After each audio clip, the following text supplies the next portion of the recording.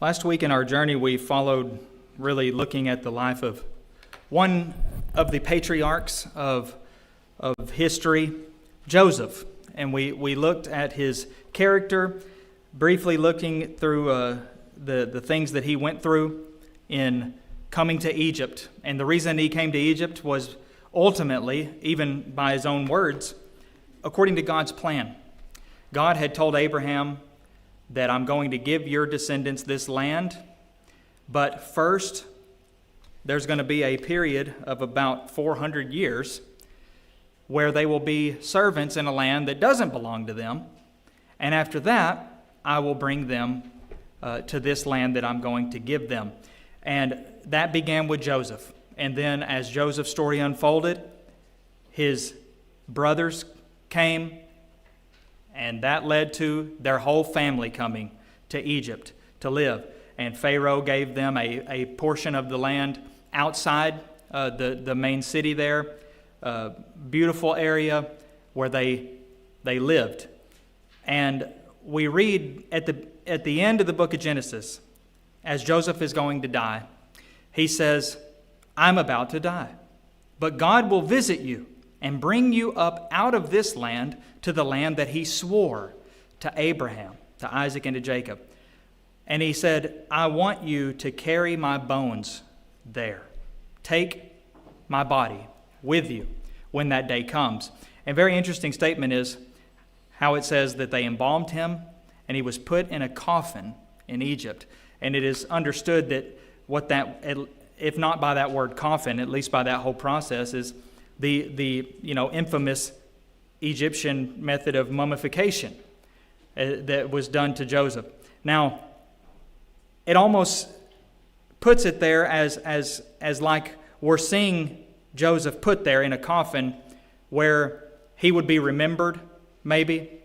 At least we know that his words would have been remembered, especially these last.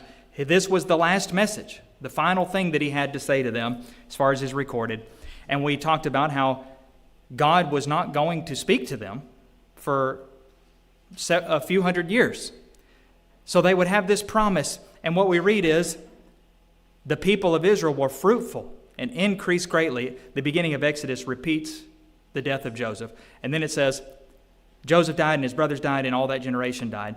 But the people of Israel were fruitful and increased greatly. They multiplied and grew exceedingly strong so that the land was filled with them. This is what was happening over this course of a few hundred years at this point.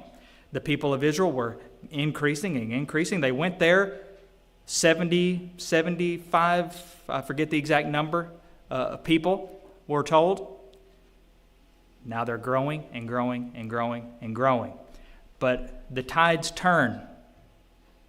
Suddenly, Exodus chapter 1 verse 8 has this ominous statement. Now there arose a new king over Egypt who did not know Joseph. That is a very dark and disturbing statement, because the implication is all this time Joseph's legacy and name was known. He was one of these Hebrews. And as long as the Pharaoh knew Joseph, and not personally necessarily, but the significance of Joseph and his people, things were going well, or at least okay. Now, there arose a Pharaoh who didn't know Joseph. Joseph? Who's Joseph? I don't know Joseph. What do I care about Joseph? Who are those people over there in Goshen? I don't know them. What are they doing there? They're not Egyptians. They're Joseph's people. I don't know Joseph. Sorry. Who is he? So that changed things. It says, they made their lives bitter with hard service. In all their work, they ruthlessly made them work as slaves. The burden was very heavy on them. It says, then Pharaoh commanded all his people, every son that is born to the Hebrews you shall cast into the Nile. Things got worse and worse and worse very quickly. They made them work harder. They made their work more difficult in itself, just because Pharaoh didn't like them. But he says the reason that he didn't like them was because he was afraid of them. They're going to keep growing. They're going to overcome us. They're going to be bigger than us. And so we read, God was with them. The more they were oppressed, remember Joseph's life? Every single thing that man did to Joseph, God turned it around. He was sold to Egypt. God made him rise to second in command over Potiphar's house. He was thrown in prison unjustly. Now he's second in charge of the prison. He interprets the dreams. He's set free. Now he's second in charge over the whole place, the whole country. Well, the more they were oppressed, verse 12, the more they multiplied and the more they spread abroad. Nevertheless, they were ruthlessly, continuously making it worse and harder for them. And to make it all worse, I'm going to stop their growing as much as I can. Every time a son is born to one of these Hebrew women, kill him. And that sets up what happens next. Because we read about this Levite woman and a Levite man who became her husband, conceived, and they bore a son. They're at a crossroads. What are we supposed to do? I know what the law says. Law says we're supposed to throw them in the Nile. But what we read is she didn't do this, but she hid the child for 3 months. And when she couldn't hide him any longer, she put the child in a basket and she put it among the reeds by the riverbank. She sort of put him in the river. Set him in a place where he couldn't go away somewhere. He's not going to go floating down the river like the cartoon shows, if you've ever seen that. He's not being almost eaten by hippos and crocodiles. He's sitting there, and by the way, this baby's name was Moses. Sitting there in the reeds, so that strategically placed, so that somebody would find him. But not just anybody.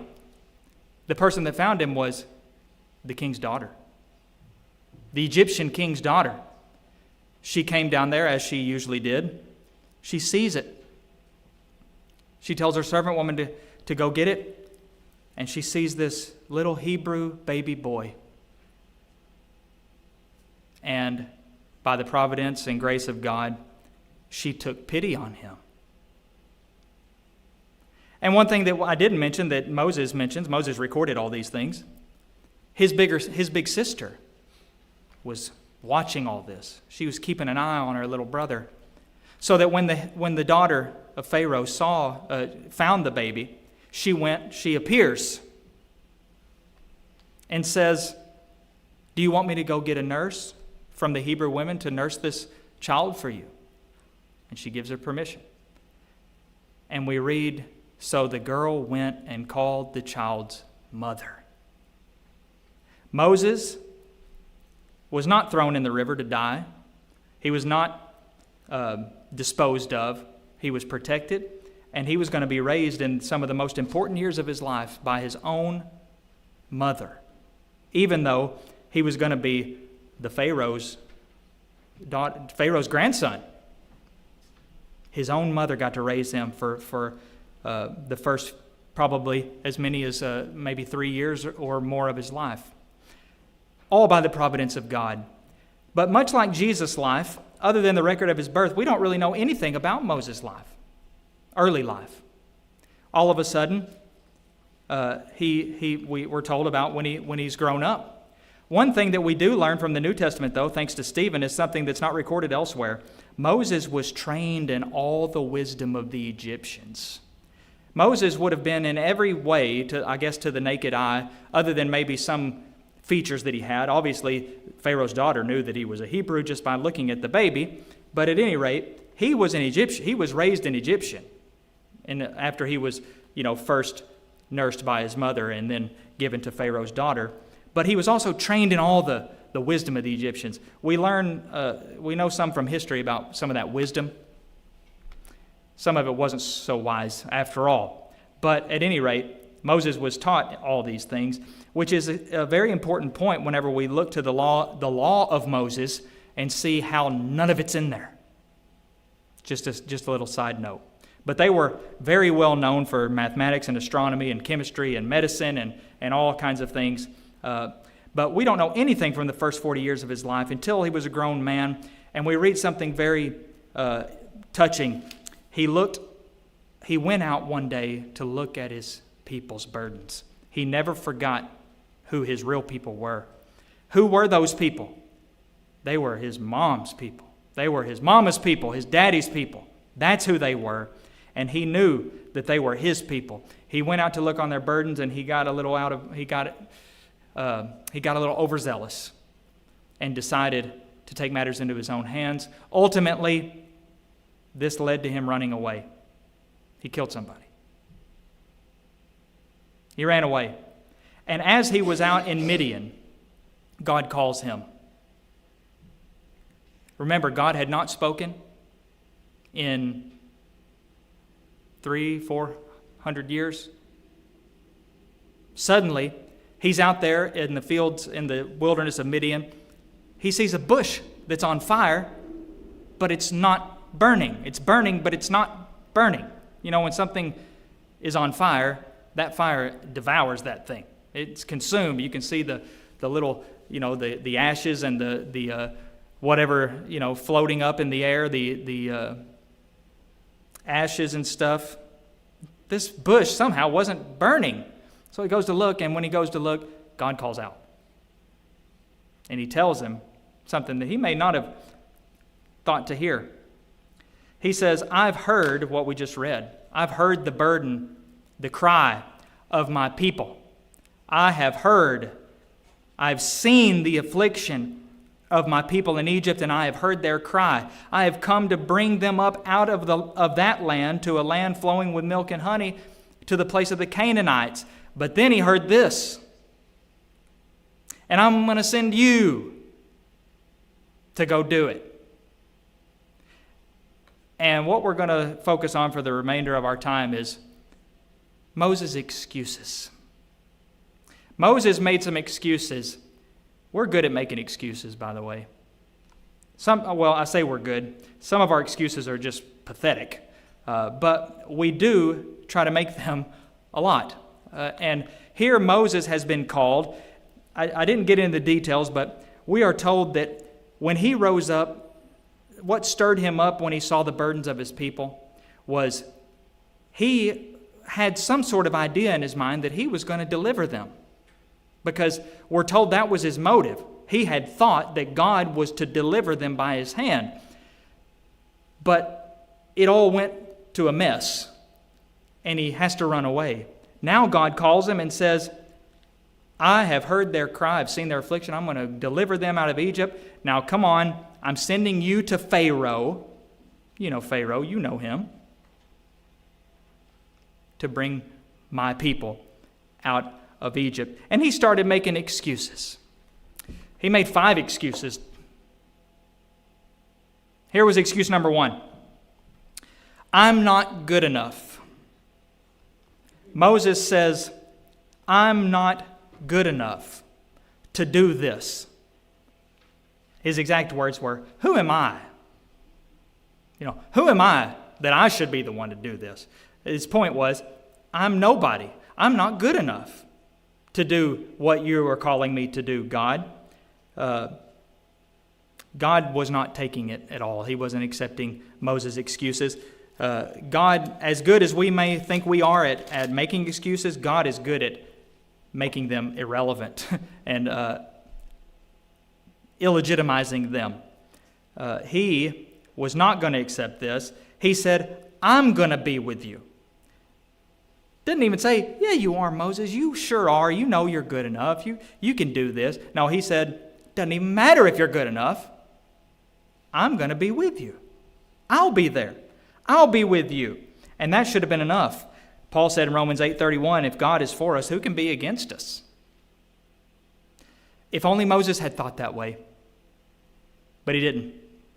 I'm not good enough. Some of us still try to use this same excuse today, don't we? We're not sufficient. I know that I should be doing this or that. I know I should be trying to teach other people, but I'm not good enough. I don't know enough. So-and-so would be better. Maybe it is true that by ourselves we are insufficient, not good enough. But God can make us good enough. With His help, He can make us good enough. Look at the apostles. The men they were, not to say they were terrible men, obviously, but look at the difference, the transformation, who they were to who they became. All of that was with God's help, with the Lord's help especially. Well, we can have the same help, or the same God to help. Moses wasn't done with his excuses, though. A couple verses later, he said, well, what am I going to say? What am I supposed to say? I don't know what I'm going to say. I don't know what to say. What will I say? Verse 13.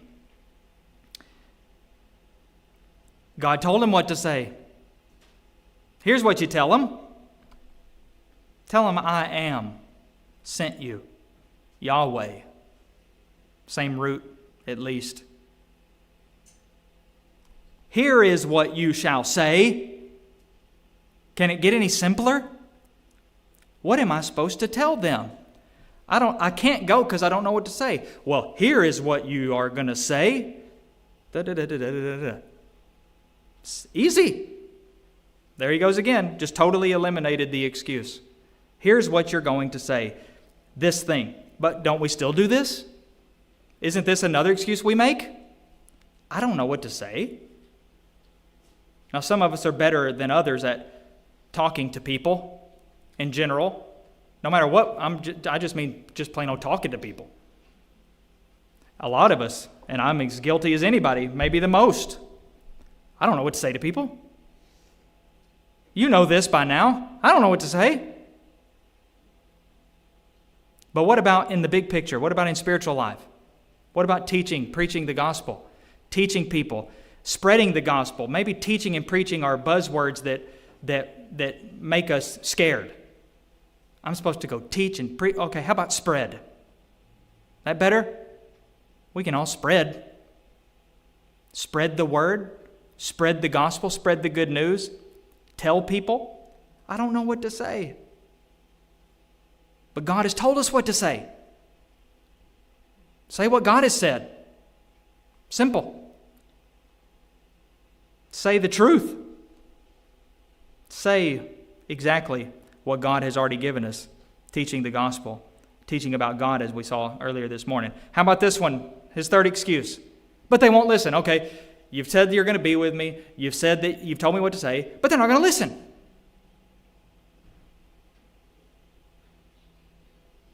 Moses really doesn't want to go to Pharaoh and do this. And really, he's talking about going to the people also. They won't listen. This may be one of the most powerful, common excuses that we make, to ourselves at least. They won't listen. Just take they out of there and just put a blank there. Whoever it is, no matter who it is, maybe a specific person in mind, maybe a specific group of people, that person will not listen. They're not going to listen to me. I could talk till I'm blue in the face. Okay, God, you gave me what to say. I'll say it, but they're not going to listen. So what's the point of even doing it?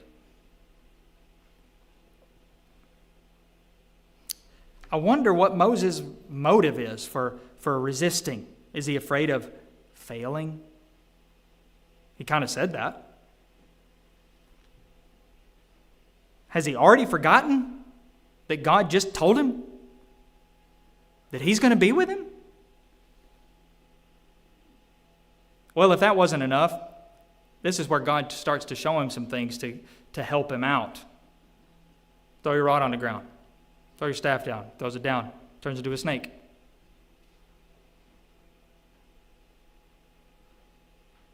Tells him to pick up the snake. Turns back in. Put your hand in your coat. Puts his hand in his coat. Turns out it's the leprous. Puts it back in, it's clean. God was trying to help Moses, show him, remember I said I'm going to be with you? Don't worry about whatever you're thinking about. Don't worry. You think they won't listen? Don't worry about that. I'm here. I'm with you. I can do that. Don't you think I can do this?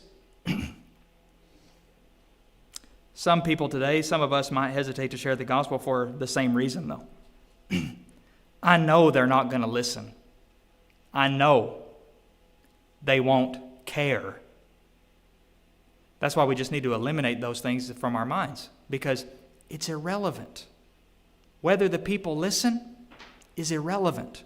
Now, that's not to say that we shouldn't put thought into our tactic or our message and our demeanor.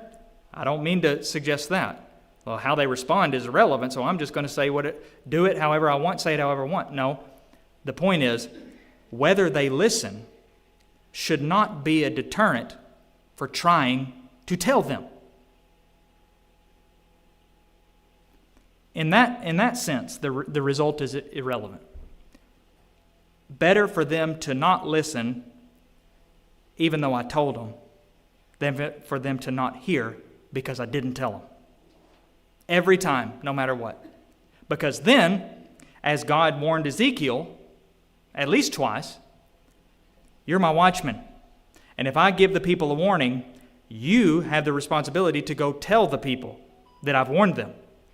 And if you don't because if you don't tell them, if you don't warn them to turn from their evil way, they're going to die for their own sins, but their blood's going to be on your hands.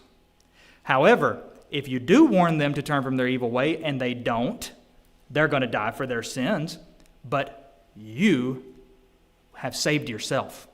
You have prevented yourself from being guilty because you told them. All you did, you warned them. So it's not on you. But if you don't tell them, it will be on you. Their sin won't be on you, but your sin will for not telling them. So better to tell them and for them to not listen than for me to assume they wouldn't listen, and therefore I don't tell them. Besides, this is an affront to God himself. God and his word have power to turn people's hearts. You never know. It may not affect the person that you thought would be easy, and it may turn the heart of the person you thought would never in a million years ever want to have anything to do with the gospel or the Lord. This excuse did not work either. But he wasn't done. Probably his most famous one. He said, I'm not a very good speaker. I don't talk too good. Or something. It's kind of interesting. Maybe Stephen was talking more about Moses later, but Stephen describes Moses as a man who was powerful in word and deed. He seems to present Moses as somebody who was a good speaker. Moses, at least at this point, he says, I'm not. According to Hebrew tradition, Jewish tradition, he had some sort of speech impediment. Maybe that was true. Maybe that's the case. Could be. I don't think it matters. Whatever. I don't even know if it was true. It's just an excuse. That's all it is. I'm not a very good speaker. Have you ever made that excuse? I can't do this because I'm not a good speaker. There's some people who feel like they're not good speakers who actually are. But at the same time, our standard might be skewed a little bit. And we have to remember the most important thing and the most powerful thing is the message. The content of the message, not how it's spoken. Not that that's not important. I'm not a very good speaker. Didn't stop Paul. Some people accused him of not being a very good speaker. That doesn't fit our view of him.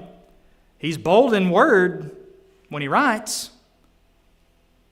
Doesn't really reflect in his speaking.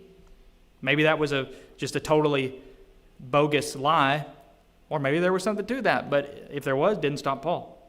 He went around preaching everywhere. Shouldn't stop us either. At the very least, before we let this excuse prevent us from doing anything, the very least we can do is, maybe if we know someone who we do think is a good speaker, we can lead them to them. Lead somebody to them. Ask them probably first for permission, before we say, hey, there's 12 people coming over to your house later. Hope that's okay. But anyway, we could at least arrange studies or conversations with somebody else.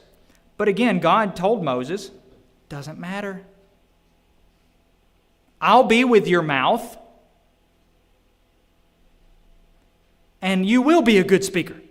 You'll do just fine. I'll show it to you.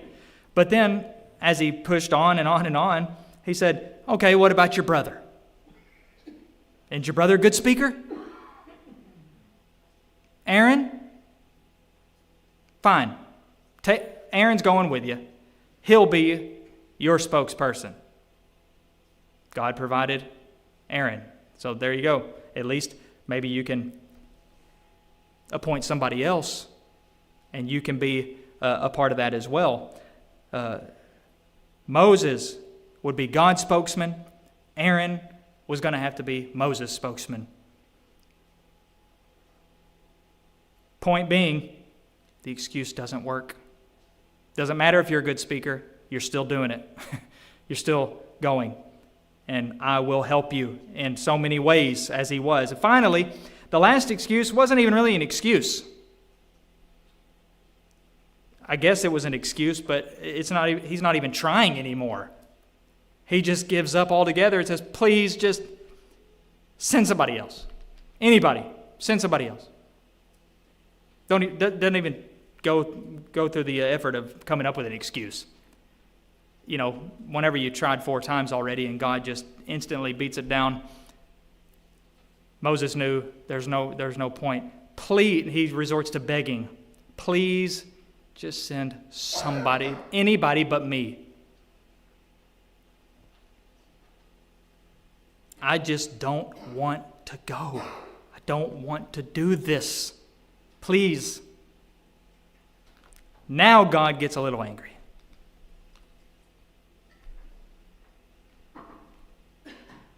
The good news is, finally, Moses did snap out of it. And he did finally go. But I think we do this, even this today. Anybody but me.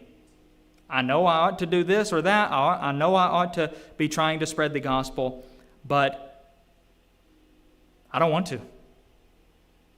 I can't bring myself to do it. So, anybody but me, please. God doesn't like that. His anger will be kindled with us just as it was with Moses. Because God has told us the same thing he told Moses, at least in principle. Go. Go and tell people. In Moses' case, he was to go and tell, the people, but also the Pharaoh, to let the people go. We are to go and tell people about Jesus and God's plan and God's will and his word. And no matter how many excuses we make, the excuses themselves are things that demand repentance. If I am guilty of excuses, I don't just need to stop making excuses in the future. I need to correct. I have corrections to make. I need to repent of my excuses. And I guess the main and primary way to repent of my excuses is to stop making excuses. But that means I'm going to start going. I'm going to start spreading God's word. I'm going to start sharing the message of God in the gospel. Moses tried to make excuses. We looked this morning. These things were written for our instruction. So we don't have to go through the same thing. God doesn't accept excuses. When God has something for us to do, He expects us to do it.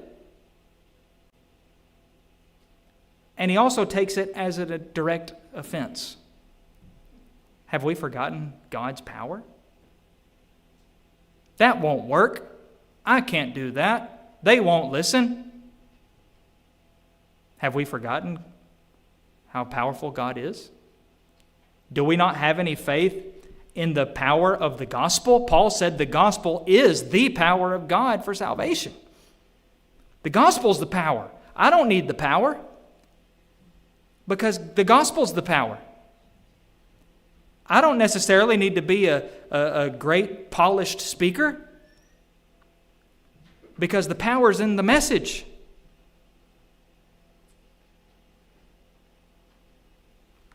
So am I spreading it?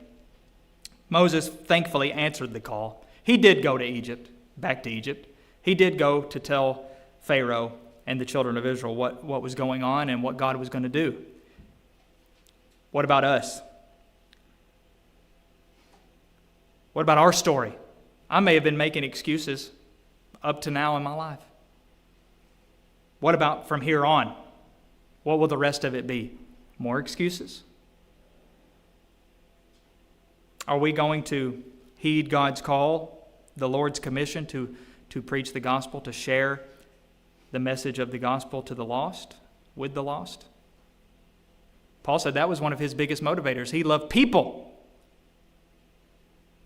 I do this all for the gospel's sake so that I may share with them in its blessings. I want to share with them. I want them to share the blessings that we have. One of his biggest motivating factors, not just because God said, the Lord told him, hey, you're going to be my apostle to the Gentiles and you're going to go and be a light for them, so go preach. No, he cared about them too. I want them to share in the blessings of the gospel. Or are we going to make excuses like Moses did? If Moses continued to make excuses, God would eventually say, fine, forget it, that's it. Thankfully, he didn't do that. He answered the call. And he didn't accept excuses. The main call that we need to answer as people, as human beings, is the call of the gospel itself. Many of us may make excuses for obeying the gospel. Could make some of these same excuses. I'm not good enough. If every single person who wasn't good enough didn't obey the gospel, there would be 0 Christians on the earth. Because depending on what you mean by good enough, none of us are. Nobody is. But God is. And He can make you good. He can make you righteous. He can credit you with righteousness. It doesn't matter what you've done in the past, who you used to be. That can become obsolete, gone in obedience to the gospel, becoming a Christian. Am I making excuses for not responding to the gospel call? I need to stop. Now's the best time in our lives. Maybe I have stopped obeying the gospel call. I have become a Christian, but I'm not really living as a Christian. Same thing. And the excuses could abound. But remember, from Moses, God does not accept excuses.